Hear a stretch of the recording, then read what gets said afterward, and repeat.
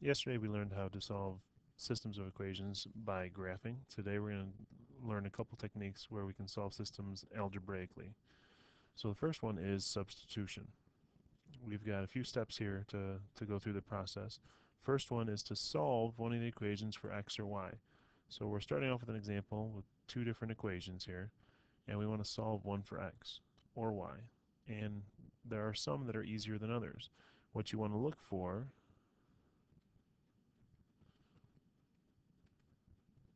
is a variable all by itself. What I mean by that is a variable with a coefficient of 1.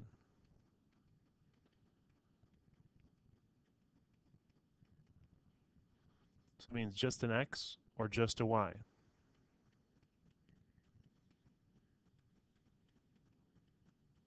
Those are the easiest ones to solve for. So in this problem, easiest one to solve for would be x in our second equation. Now we could do it for any of them, but if we do it for some of the other ones, it's going to make it a little more difficult. We're going to deal with fractions. Here, it's going to make it as easy as possible. So in the second equation, we're going to solve for x.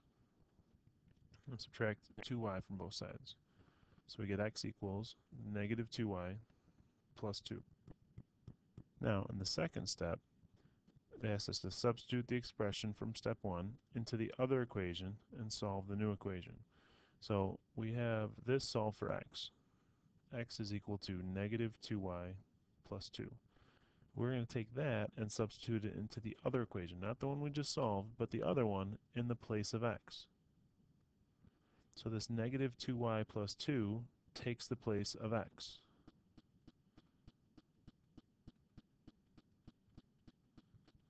It takes the place of x in the other equation.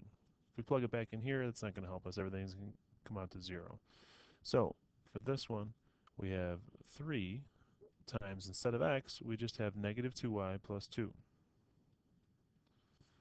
And then everything else is the same, plus 4y equals negative 4.